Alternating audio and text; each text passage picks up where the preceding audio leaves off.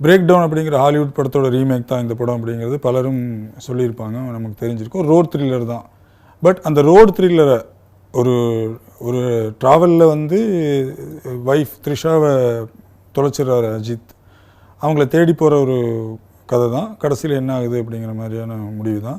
But அதில் என்ன படத்தோட ப்ளஸ் அப்படின்னு பார்த்தீங்கன்னா, அந்த ரோட் த்ரில்லருக்கு முன்னாடி 2 பேருக்குமான ஒரு எமோஷன் கனெக்டு அட்டகாசமாக ஒர்க் அவுட் ஆகிருக்குது. இவங்க 2 பேரோட 12 வருஷம் கல்யாணம் பண்ணியிருக்கிற ஹஸ்பண்ட் அண்ட் ஒய்ஃபு ஒரு சின்ன ஒரு விலகல் ஏற்படுது. அதுக்குண்டான கான்வர்சேஷனும் ஒரு நான் லீனியராக அதுக்கு பின்னாடி 12 வருஷம் முன்னாடி 9 வருஷம் முன்னால் அப்படின்னு போய் அந்த கதையை மகிழ் திருமேனி எழுதியிருந்த விஷயமும் அட்டகாசமாக இருந்தது. ஈவன் கடத்தப்பட்ட பிறகும் எதுக்காக கடத்தினாங்க, ஏன் கடத்துனாங்க, யார் கடத்தினாங்க. ஏன்னா ஒரு பக்கம் ஆரவ் ஒரு 3 நொட்டோரியஸ் வில்லன்ஸ், ஒரு 4 பேர் ரவுடிஸோட ரோட்டில் இடிச்சிருவார் அஜித்தோட காரை.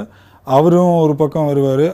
அர்ஜுனும் ரஜினா கசாண்ட்ராவும் ஒரு ட்ரக்கில் போயிட்டுருப்பாங்க. அவங்களும் ஃப்ரெண்ட் ஆவாங்க.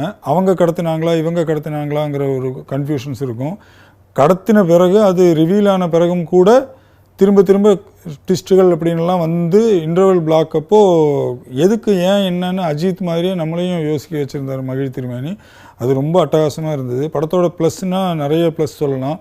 அஜித்தோட தோற்றம் ஆக்சுவலாக இவருக்கு ஒரு ஹீரோயிக் ஓப்பனிங்கெல்லாம் இருக்காது. சாதாரணமாக ஒரு டிக்கி ஓப்பன் பண்ணி அவரை காட்டுவாங்க.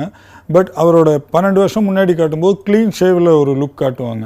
ஆனால் அந்த க்ளீன் ஷேவ் லுக்கையும் விடவும் இந்த ஓல்டு அந்த சால்ட் அண்ட் பேப்பர் லுக்கை விடவும் க்ளீன் ஷேவ் லுக்கு முடித்த பிறகு ஒரு ட்ராவல் அஜித்துக்கும் த்ரிஷாவுக்குமான கான்வர்சேஷனுக்கெல்லாம் கொஞ்சம் கொஞ்சமாக காட்டுவாங்க. கிட்டத்தட்ட கௌதம் வாசுதேவன் படங்களில் வர மாதிரியான சீக்வன்ஸ் எல்லாம் அதில் இருக்கும்.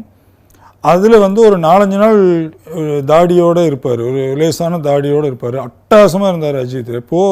எவ்வளோ நாள் ஆச்சு இப்படி அஜித்தை பார்த்து அப்படின்னு இருந்தது. அப்படி இருந்தது. அதுக்கப்புறம் அந்த ரோடு ட்ராவல் த்ரில்லர் சீனில் எல்லாமே அனிருத்தோட பிஜிஎம் வந்து அட்டகாசமாக ஒர்க் அவுட் ஆகிருக்குது. படத்தில் இன்னொரு ப்ளஸ் வந்து டைலாக்ஸ் நச்சுன்னு இருந்தது. சில டைலாக்ஸ் எல்லாம் ஆரவுட் ஒரு டைலாக் அஜித் சொல்லுவார். அது ஆரவுட்டை சொல்கிறாரா இல்லை அவரோட ஹேட்டர்ஸ்ட்டு சொல்கிறாரான்னு தெரியாது. அப்படி ஒரு டைலாக் அதில் இருக்குது. தேட்டர்லாம் பயங்கர அப்ளாஸாக இருந்துச்சு அந்த டைலாக்லாம். பட் செகண்ட் ஹாஃப் என்னன்னு கேட்டிங்கன்னா, ரொம்ப லென்த்தியாக போய் அப்படின்னு ஓகே முடிஞ்சிட்டிங்களா சீக்கிரம் அப்படிங்கிற மாதிரி நமக்கு தோண வச்சுட்டாங்க.